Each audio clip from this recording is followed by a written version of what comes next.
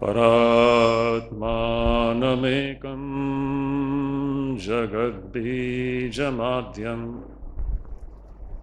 niriham nirakaram onkar vidyam yato jayate palyate yena vishvam tamisham bhaje liyate yatra vishvam.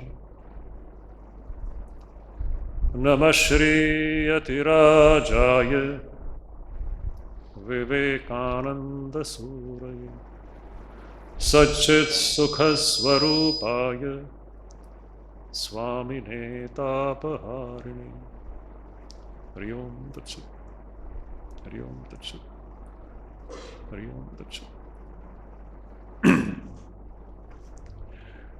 Dear devotees,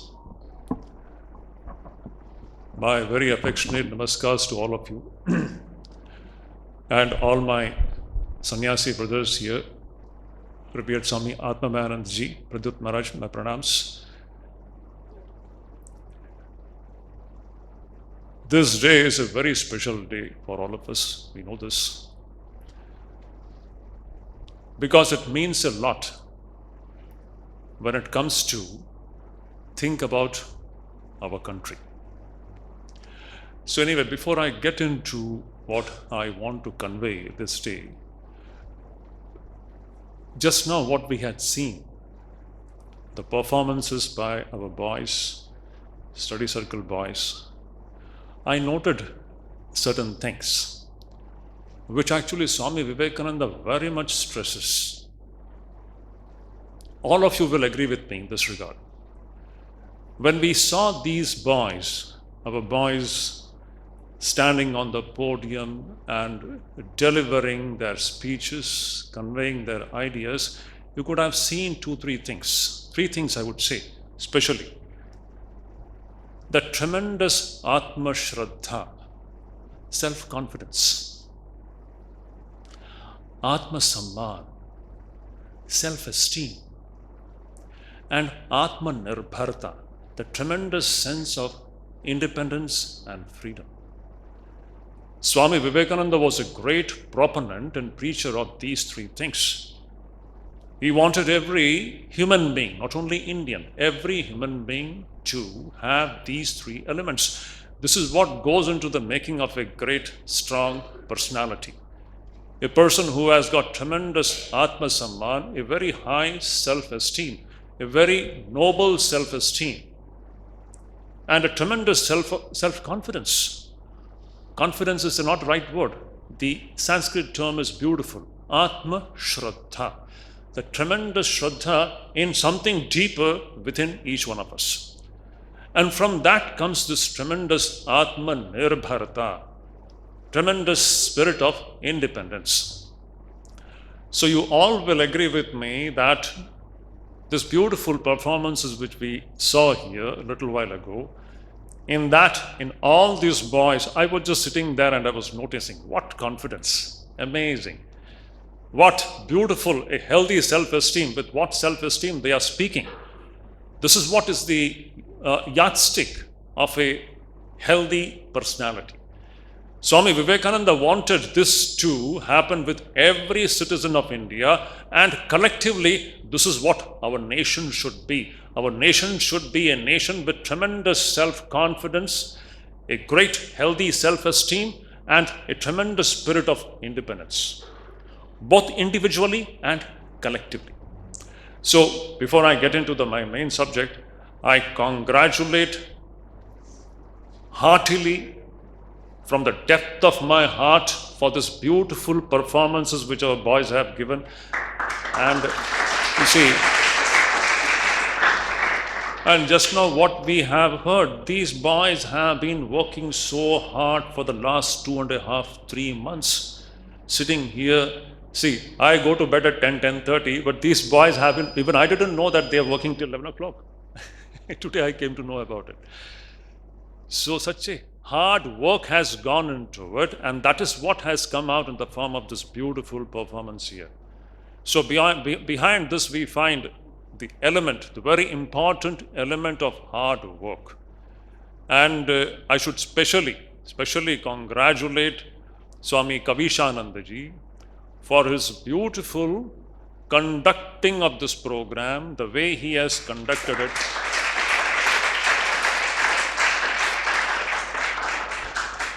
I have been seeing this from a distance, but I was never directly involved with.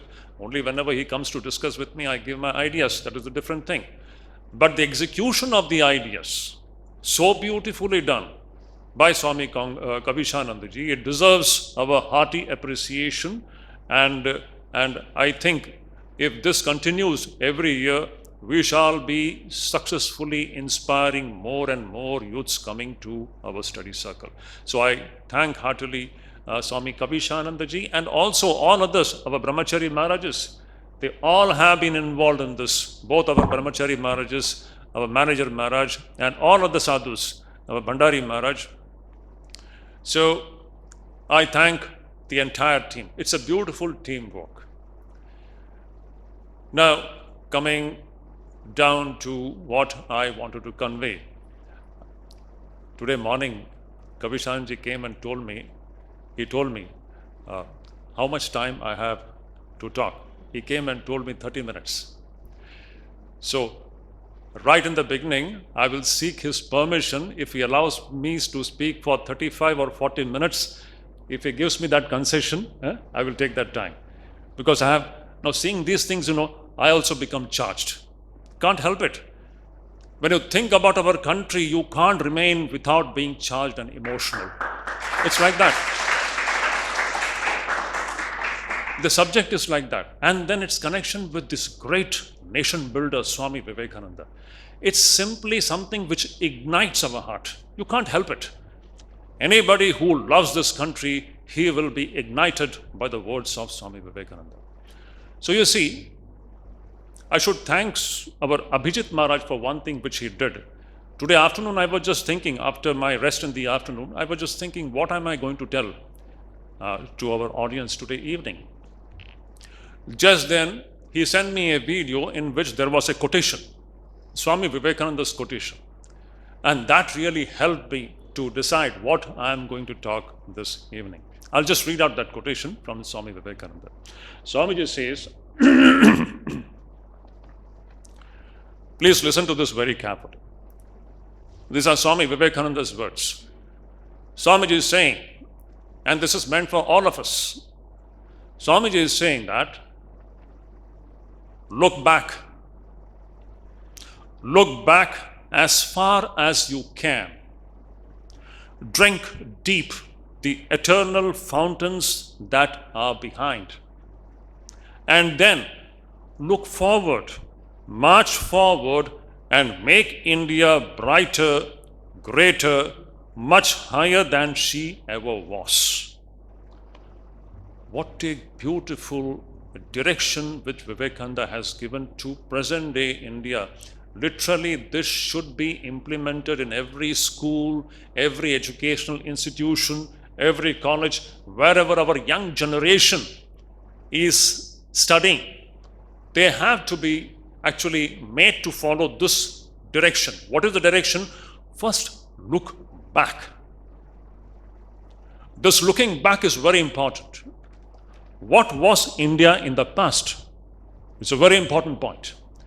Now that actually is beautifully summed up by that first song which we heard. What was that song? Beautiful. See, we all have grown up listening to these amazing Hindi songs. They're all movie songs, but they're all amazing songs. We have grown up listening to these songs. When I was seeing this program, I was reminded about our school days when we used to go to school on 15th August, and there used to be these wonderful different presentations made by the students. And these songs used to be the regular ones to be played. Jahan डाल डाल पर सोने की चिड़िया करती हो बसेरा, वो भारत देश है मेरा, वो भारत देश है मेरा. जहाँ सत्य अहिंसा और धर्म का पग पग लगता डेरा, वो भारत देश है मेरा, वो भारत देश है मेरा. That one song sums up the whole glory of past India. सारे जहां से अच्छा हिंदुस्तान हमारा. We sing this And one song I still remember. मेरे देश की धरती सोना उगले उगले हीरे मोती मेरे देश की धरती. We all have heard this song. These are all songs from our Bollywood movies.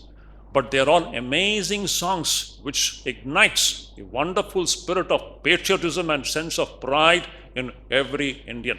The glory that India was. So when we talk about the glory that India was, first thing that we need to understand is India is the oldest existing civilization and culture in the world. See, we are following now Swami Vivekananda's dictate. What is Swami Vivekananda's dictate? Look back. Look back and then march forward. Look back. Why?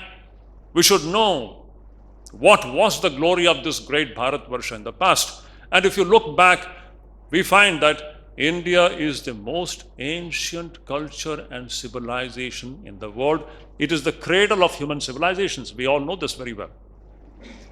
And India was always a nation.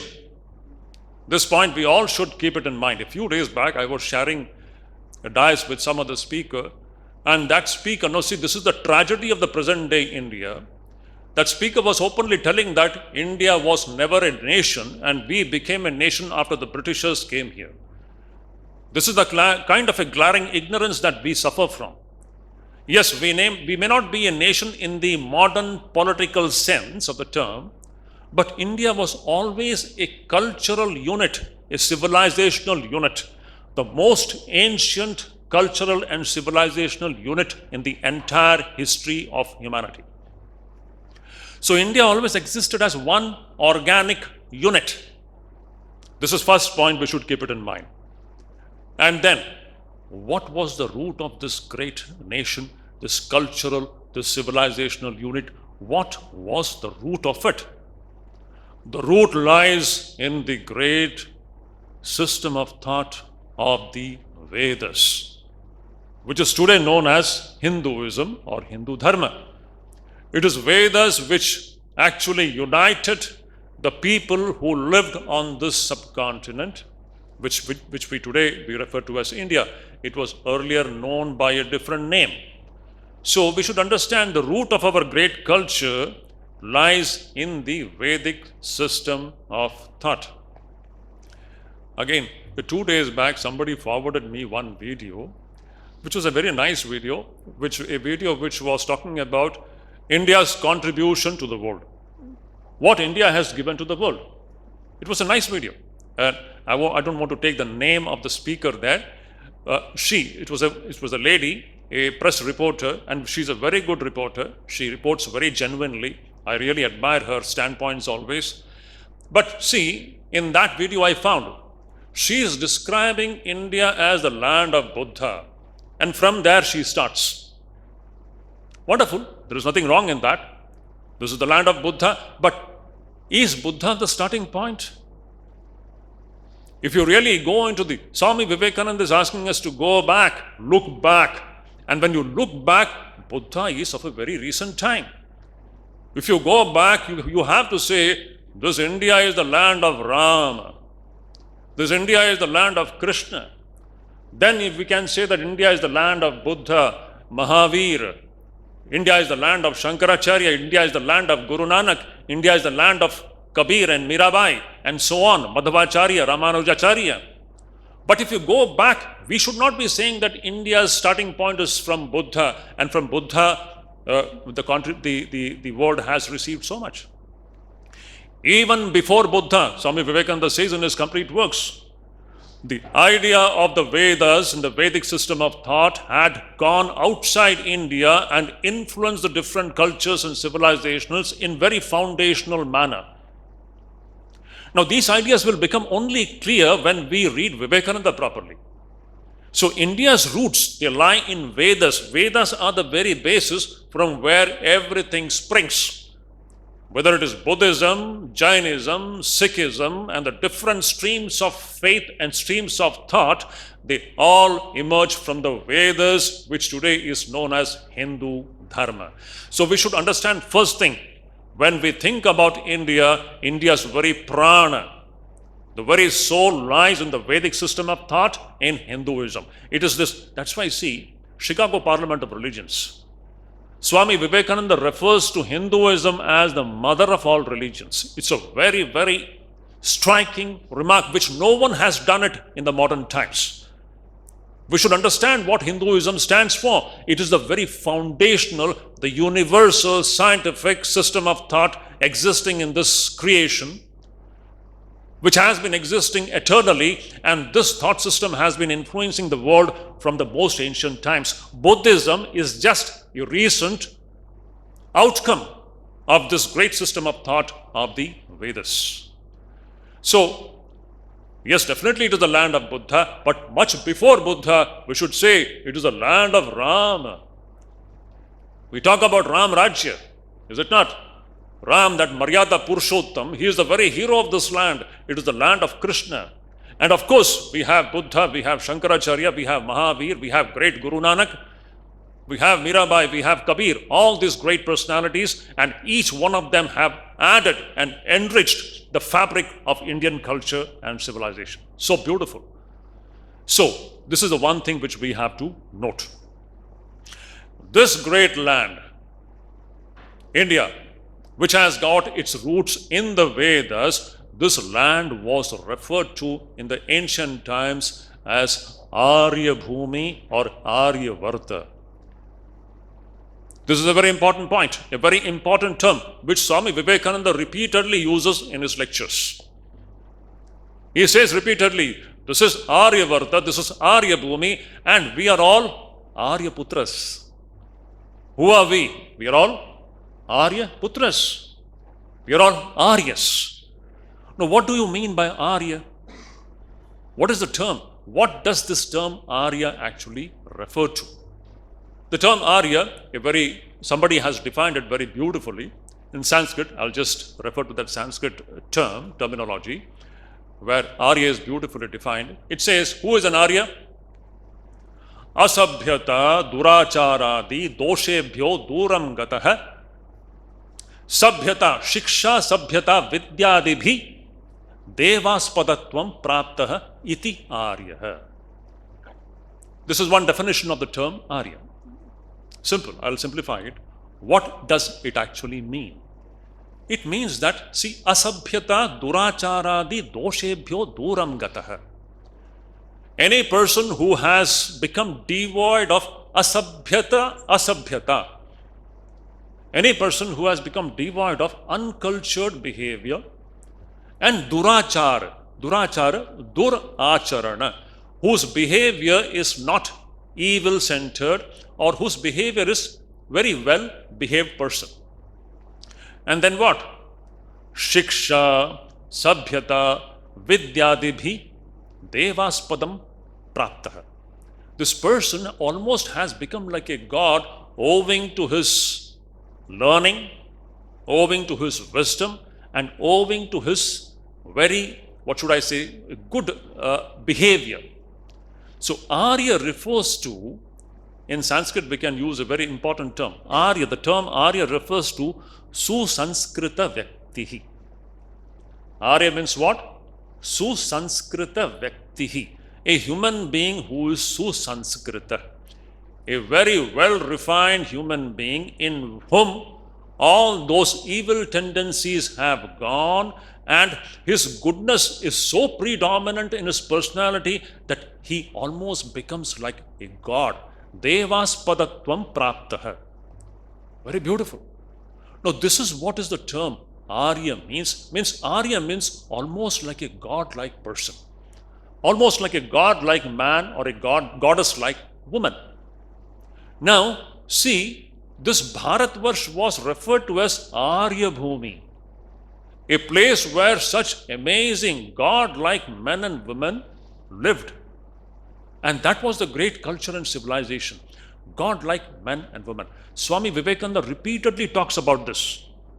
Vivekananda's one mission was to once again create that India where there will be God-like men and women walking on the streets. He talks about in this very language. Now, this may be a very, very dreamy and very poetic kind of a picturization of a human being who is almost godlike, in whom there is almost no evil tendencies. Is it just a fancy? This is not just a fancy. This was the reality in India. Why I'm saying this was a reality? Now you see, if you just look into some of the accounts of the foreign travelers who came to India, say in the 5th century, we know that Fa Hin, the Chinese traveler who came to India, and then 2 centuries later, Huan San, who came to India, 5th and 7th century. One was during the time of Gupta Empire, and the other was during the time of Harshavardhana.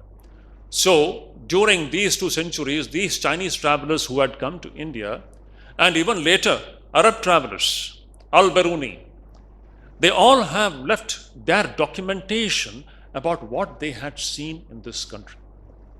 Very important. Their observation is so interesting that they say they found the Indians to be a people with very high sense of morality and ethics. In their account of what they have seen in India, they say that this is a land where hardly there are any crimes. And then they say that here hardly people speak a lie. They don't cheat others, they don't deceive others. These are the observations made by these Chinese and travelers about the Indian population. Hardly anyone speaks a lie. No one deceives others, cheats others. And a very interesting statement comes there, and that was also there in the song also. So one interesting observation is that during those times, it is said that people never locked their houses. Can you imagine this? People would never lock their houses. They would leave their houses open and go out and do business. They would be going to other villages for doing business, keeping the doors of the house open. Wealth, money, ornaments, everything is open. Nothing goes missing. Can you just imagine this kind of society? Today, can we even imagine about it? Today, we are inventing more and more new devices to see how we can protect our ornaments and money. New types of lockers, super lockers, electronic lockers with fingerprints, this and that. That shows how far we have actually strayed away from that ideal state. Today we are so scared that if our wealth is open, we know what is going to be the consequence of that. So a state in which India was, where people never locked their houses, locked their rooms, they kept everything open. Can you imagine? It seems to be like a poetry and dream today. But that was the kind of description about India. Another point which comes to my mind, the safety of women. In one of the scriptures, it speaks about the ideal state of society. What will be an ideal state of human society? So there it is said that society will be an ideal society. Which society? That society in which a young, beautiful woman, the description is like that. A young, beautiful woman, young, she is very beautiful. And she is decked with all golden ornaments on her body. And she walks on the streets of the city in the middle of the night without having any fear of getting molested. That will be an ideal society. Can you imagine? Our scriptures say that society where our sisters and daughters will be able to walk in the middle of the night in a city, a young woman, beautiful to look at, and she is wearing all golden ornaments on her body, and she has got not an ounce of fear in her mind that something will go wrong. That is the ideal state of a human society. Just imagine, if you just take this as a yardstick to measure in a very high culture and civilization, today how far we have strayed away from that. Now coming down to our state. Now see, I was talking about Aryavarta or Aryabhumi. Arya means a Susanskrita Vyakti. This was a land which was inhabited by such wonderful godlike men and women. Swami Vivekananda also talks about it. But from there, in the last 1,000 years, owing to several reasons, historical, political, social. We also have made many mistakes. We should not be putting all the blame on others, invaders. Yes, we have a tendency to put all the blame on them. No, we also made severe mistakes and we have strayed away from our roots. And that is the reason why today, what is our condition? This great Arya Bhumi, India was such a wonderful land, a land inhabited by God-like men and women. Today the condition is what? There is something called Corruption Perception Index. You can Google it out. Corruption Perceptions Index. If you just read there, you will find that in today's scenario, in 2025, India is one amongst those most corrupt nations in the world. Once upon a time where God-like men and women inhabited it, but today we have come to this state where we have this kind of an affair where corruption is rampant. We know this very well. Even when I used to study, we used to be in schools and colleges. At that time, the scenario used to be so poor. And often it used to be very depressing and painful to see so much rampant corruption. Nothing works straightway. Everything has to be done under the table. That kind of a situation existed, which is even continuing even today. But at the same time, this is one side of the picture. I would also say that there are any number of good and honest people in our country. It is there. It is because of them that India is progressing. We are becoming richer. We are becoming prosperous. It is because of the hard work of such honest people. So the present state, it is not. Today our whole struggle is to, you see, today we are celebrating this Independence Day. It is not only the question of political independence. We have to become free from the disease of corruption. This will be the biggest challenge for India for the next few decades. Our future generations, when I look at these boys and our girls also, today girls are not there. In many educational institutions where I go and address, I find both boys and girls. The future India completely depends upon this youth, our young boys and girls, how they are going to evolve in the coming decades. So you see, today what we are going to resolve, we have to take a resolve. It is not the question of just hoisting a flag and singing some songs. Yes, that is needed, that is important. But more important than that is we have to take a resolution, especially our boys and girls. Today it is being recorded, whoever is seeing this video. There has to be some resolution. And what is that resolution? That national resolution should be, we have to once again take India back to that state of being a Arya Bhumi, a land which was inhabited by God-like men and women. And it will come. It is Swami Vivekananda's prediction. It is going to come. That is the real trajectory or the direction in which we have to move ahead in the coming decades. There is a great role for India to play. You will be astonished. See, our Rig Veda, which is the most ancient literature in the world, Rig Veda, there comes a beautiful utterance. And what is that utterance? In Rig Veda, that Rishi is saying, Krinvanto Vishwam Aryam. Krinvanto Vishwam Aryam means we have to make the whole world Arya. We have to make the whole world noble. That is the vision and the mission of the Rishis of the Vedas. That is the vision and mission of India. India alone is eligible or competent to do that in the past. Now, this is the meaning of, today we talk about India becoming a Vishwaguru. It is in this sense that we can become a Vishwaguru. Yes, today India is becoming prosperous. It is becoming militarily strong. That's all very good. India is now the 4th largest economy in the world. We are the 4th largest military power in the world. Wonderful things. The last 10, 12 years, we have achieved wonderful, amazing things, which we have to acknowledge. Amazing things have happened the last 10, 12 years. India's position on the global scenario has been enhanced to unthinkable heights. All these things have happened. But the real exclusive and a very unique role that India has to play in the world stage, that is in this respect. That is making the entire world Arya.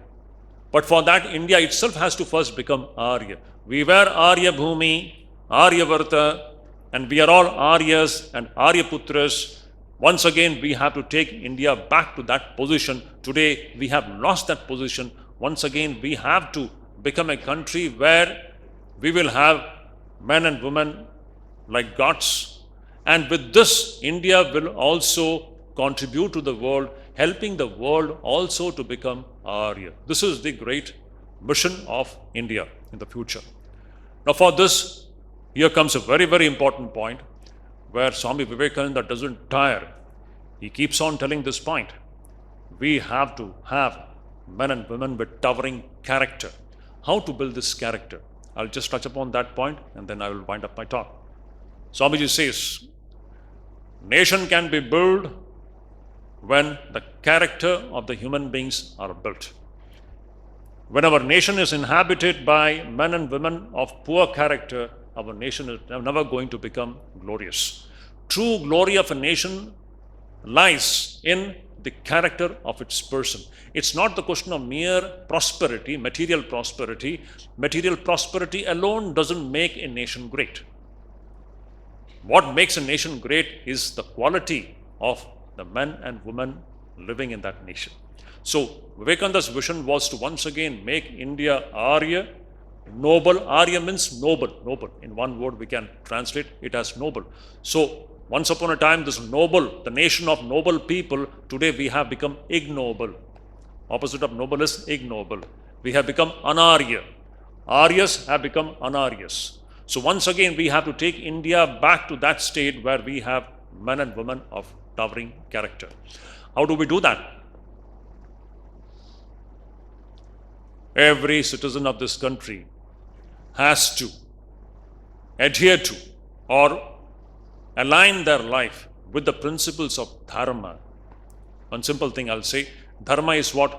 To put it in a very simple language without going into the complications of it, dharma means satya, the practice of satya. Especially the youngsters should take this very seriously. The future generation, when their life is based upon these principles, you will see wonderful transformation will come in our society. Our life has to be based on satya, number one. It has to be based on tapas, austerity. Number two, it has to be based on shaucha, purity. And number four, it has to be based on daya. Now what I am talking about, it is from our scriptures. One of the definitions of dharma is what? It is satya, tapa, shaucha and daya. Truthfulness. Austerity means what? A life which is given to self-control. The control of the sensory system and the control of the mind. When we have men and women with such kind of a control, then only wonderful things can happen. So satya, tapas and shaucham. Shaucham means purity, leading a pure life. A life which is based upon honesty and truthfulness. And then daya, compassion. When we develop these virtues, you see a wonderful human being comes out of the practice of these amazing virtues. It is in this way that we can bring back our ancient glory more and more when we have this kind of transformation in our society, where our people, they are brought back to this state of being an Arya, noble. You will see our country will once again regain its lost position. This was Vivekananda's mission. And in this way, I would say, once again, going back to what Vivekananda had said, Swamiji had said, look back as far as you can, study the history of India, know the glory of India, and then drink deep the fountains that is left behind. Understand the glory of India. This actually, Vivekananda, if you all remember the story, after his master had died, Sri Ramakrishna had passed away, Swamiji walked throughout the length and breadth of India and finally he came to Kanyakumari. We know that story. And in Kanyakumari, he was sitting there for 3 days and 3 nights. It's such an important and inspiring episode from Swamiji's life. What did Vivekananda do sitting on that rock today, which is known as Vivekananda Rock? It's a very inspiring episode or chapter from Vivekananda's life. This monk was meditating. Just imagine, as a monk, what is a monk supposed to meditate upon? A monk is supposed to meditate upon Atman, or the Supreme Reality. But here was a most unique monk whose object of meditation was not Atman. He was meditating on our motherland. Can you imagine? We have never heard any such instance in the history of India. Perhaps Shankaracharya might have been of that kind, but we don't have an explicit statement like this. Definitely Shankaracharya might have been like that, because in Shankaracharya's life also we see this kind of a mission. If you just look into what he did, the establishment of 4 mathas, one in Himalayas, one in south, one in east, and one in west, all with the vision of joining this entire nation into one cultural unit and once again reviving the nation. So that kind of a national vision we see in Shankaracharya's life. The same thing we find in Vivekananda. Amazing. This sannyasi sitting on that Vivekananda rock, he is not meditating upon Brahman. He is meditating upon India, our motherland. And what is he seeing? He is looking into the past. He is seeing the glory of India, what India was. Sone ki chidiya, jaha dal dal par sone ki chidiya karti hai basera. What a beautiful song it is. This was a land where on every branch of the tree there used to be golden birds. It's not poetry. India was the richest land in the entire history of humanity. That is the reason why it always attracted attention of other people from outside. The invaders came here attracted by this tremendous prosperity of this nation. Prosperity, nations can become prosperous. We all know how Western nations became prosperous. Colonialism, imperialism, the last 5-6 centuries, the Europe coming and colonizing the different continents, looting the wealth from the third world countries, and they have become rich. Swamiji in one place says, every brick of London has been made by the wealth rooted from India. Swamiji's statement. And it's a history, it's fact, it's a historical truth. That is one way of becoming prosperous. How was India prosperous? Did we loot anyone? This is the only civilization, this great Vedic civilization, this great Hindu civilization is the only civilization which has never gone out to loot others, to cut the throats of other people. This is the only instance.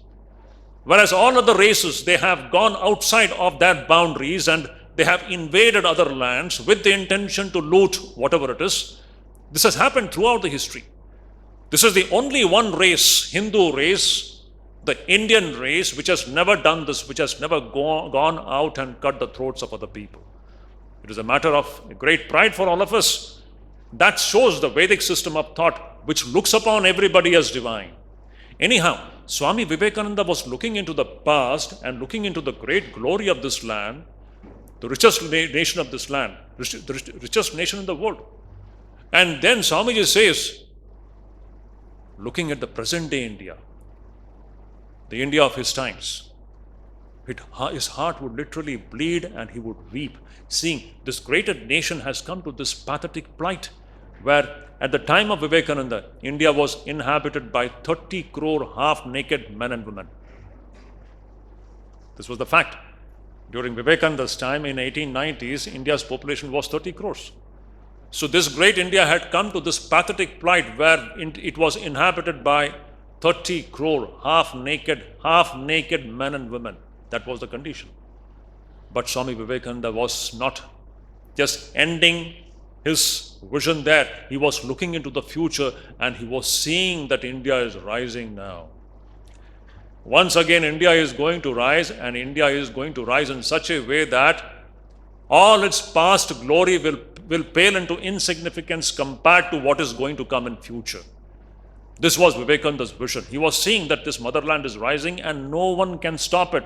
None can resist its progress. This India is rising and it will once again reach the top of glory as far as its place in the world economy is concerned. It is going to happen, and we are already seeing that. But as I said in the beginning, it is not only the question of material prosperity or prosperity in some other sense. India has to become a Vishwaguru. How? By becoming once again that old Aryavarta or the Arya Bhumi, where its people are all Aryas. Aryas means Susanskrita Vyakti. the more and more we have such Susanskrita Vyakti, this men and women with towering character, almost God-like men and women. That is the India which Vivekananda had visualized.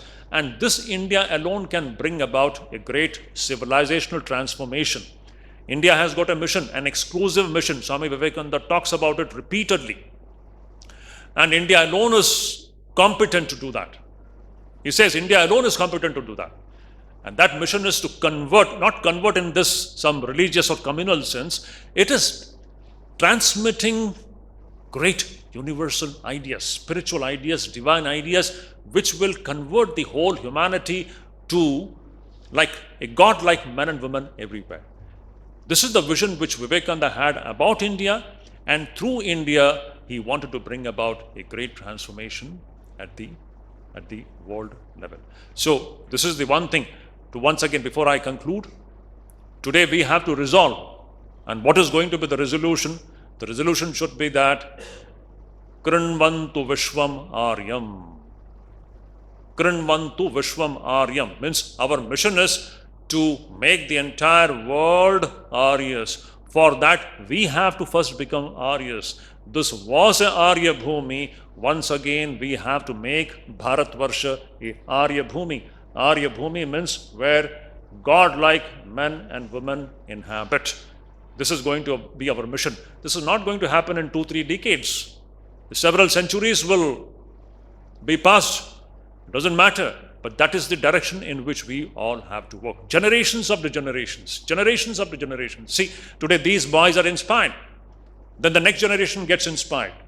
When you live this kind of a life which is based upon truthfulness and honesty, never compromising with truthfulness, then wonderful transformation will be brought about. So this is Vivekananda's main vision, and today, on this wonderful Independence Day, we should resolve. We should be going back from here, especially the young boys and girls, that we have to make India once again Arya Bhumi. That Bhumi, that land where God-like men and women lived, we have to become like that. We have to strive to become like that. And through that, we have to influence the entire world in that direction. This is going to be our larger vision with which we should be actually living this road. So once again, I very heartily congratulate all of our participants for that beautiful participation. It was so inspiring. As I said, 3 things I noted among the boys. The tremendous self-esteem, the self-confidence, and that Atmanirbharta, that spirit of independence with which they were talking. That actually is the sign of a strong personality. It should be there. And the more and more we want men and women of this kind. And collectively speaking, India has to become like that. India has to become Atmanirbhar. India has to be a nation with tremendous Atma Samman. Remember, we are less to no one. We are less to no one. We are equal to everybody, or we should not have a superiority complex, but we should have a healthy self-esteem. We are the best. We have great potential. This country has great potential individually as well as collectively. Swami Vivekananda repeatedly points out this point. We have tremendous potentiality, and that is coming out. Already we are seeing in this decade. It is manifesting the tremendous potentials. Today in every area, it is the Indians who are shining all over the world. And this is going to continue. So, collectively speaking, India has to be a nation with tremendous self-esteem. That confidence we can see radiating today. India is not following the decisions of other people. Today, India is one of the prominent decision makers on the global stage. That confidence has come back. This is what Vivekananda had wanted. Vivekananda had injected this tremendous confidence into the people of India, and that is manifesting today. It should come. And this Atmanirbharta, the tremendous spirit of self-reliance, that's the main teaching of the Vedas. Rely on your own self. What do you mean by rely on your own self? The infinite reality which is inside each one of us. Atma Deepo Bhava, the great teaching of Buddha. That is the teaching of the Vedas also. That tremendous power comes from what is inside each one of us. So that is the kind of India which Vivekananda had visualized and which is slowly coming true. So I pray to Almighty, that divinity which Vedas speak about, which was preached by Shankaracharya, which was preached by Swami Vivekananda, that divinity which is residing in each one of us, may that divinity manifest individually as well as collectively, and may that become the very plank of the modern civilization which India alone can give to the entire world. This is the vision of India individually and collectively. I pray to Divine that let that become a reality.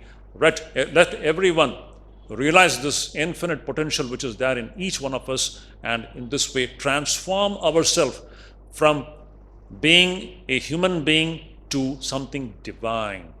It is this divine like human beings that goes into the making of Aryavarta or the Arya Bhumi. That is my prayer. I stop. Thank you.